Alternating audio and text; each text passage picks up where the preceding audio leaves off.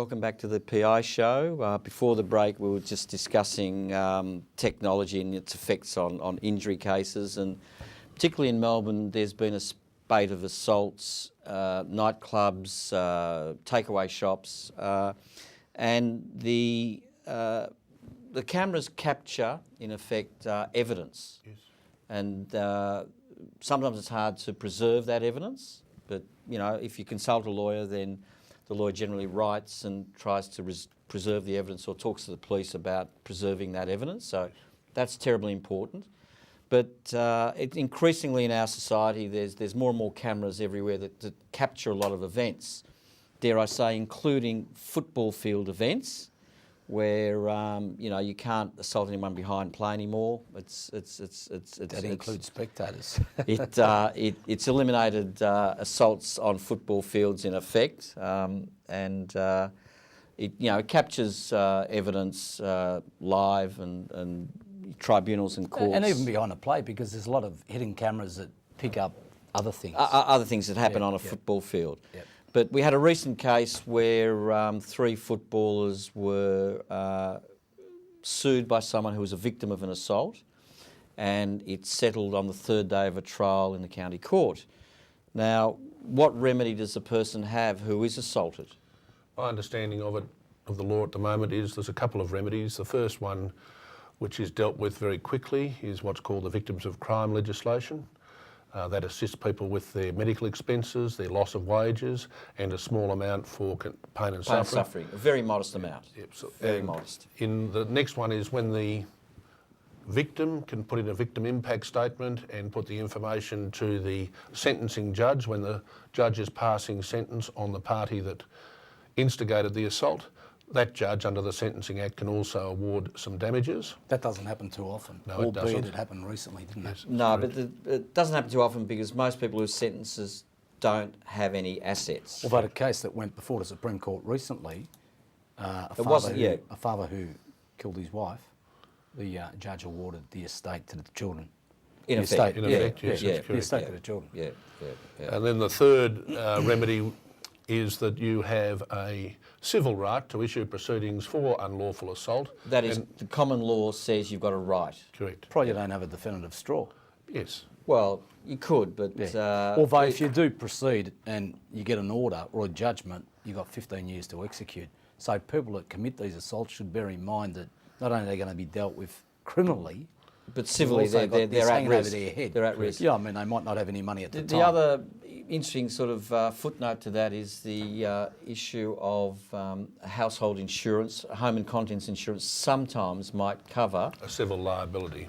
A civil liability where someone who has that assault someone and the insurer has insured that event. Axel. And you can claim through the insurer. Indemnity from that insurer, yes. So that's another remedy that can occur with assaults.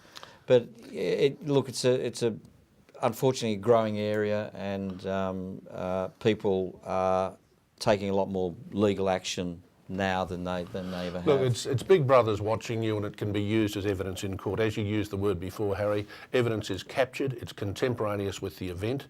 Such things of years ago were not in our generation, but they are in the generations that are living with it today. Speed cameras, telephone records, computer downloads. You're raising other issues here now, Martin. I know, but this is all technology that can be used in a case. But the significance of what you're saying is that although so far we've spoken about surveillance being detrimental to plaintiffs' cases, yes, it can be positive in the sense that, if someone gets injured in a factory and a fellow worker gets his mobile phone out and takes a picture of the, or videos of the machinery. Of the faulty that machinery, could help. correct. Or if there's oil on the floor, they might take video of the oil. But why is that important? Because it's forensic evidence.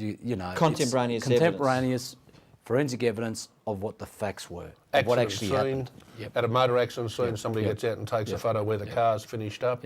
All of those issues can be done on a mobile phone. Well, I mean, a classic case was the Rodney King case where the police, as a rule, the police would get the benefit of the doubt, but in that one there, it was captured on video. That was a very famous case in cause riots in LA, and Rodney King sued the LA police and succeeded.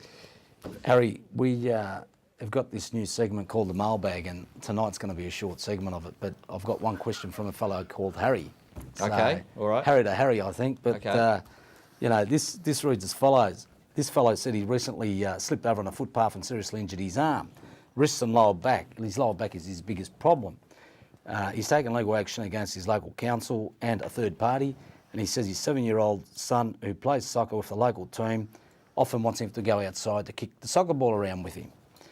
And he's wary of doing that. Now he says, if I'm seen doing this whilst under surveillance, will this affect my right to compensation? What's the answer, Harry? What should we tell our viewer? The answer is that if it's disclosed, if it's consistent with what his injury is, then he shouldn't have any concern at all. And the advice of a lawyer would be that you should disclose everything, cards on the table, as Marty has said, and that, in my view, it shouldn't affect the claim as long as he discloses what he does and tells the doctors and his lawyers and the judge ultimately that that's what he can do, but he's in pain, and you know all the evidence. What if he's running around a soccer field, Marty, kicking the ball and all sorts of things? What do you think would happen to his serious injury case if he had to go and get a serious injury certificate? We go back to the consequences. If he doesn't have any consequences and he can go out and play competitive soccer, I would have thought he will have some issues in whether he'll get his serious injury. Competitive soccer is the extreme. Obviously, if he's doing a warm-up with his 7-year-old son and he declares that, that's a different story. But if it's captured on video and pictures do tell, you know... They do. Yeah. As long as he's consistent and he's open and frank, he should be okay with his 7-year-old son. But isn't the important thing Got to tell his lawyer. Isn't the important thing that your lawyer's your priest and should really tell your lawyer? You've got to tell your lawyer.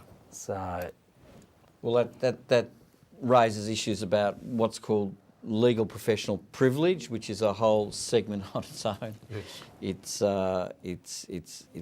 a pathway in the law which has been litigated uphill and down Dale, and the High Court's pronounced on it on a number of occasions.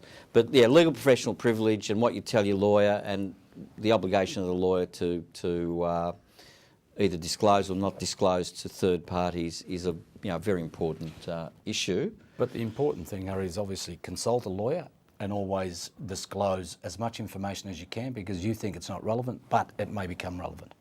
Cards So, on the table and yep. full disclosure in all cases is the best advice to people who are injured. Correct.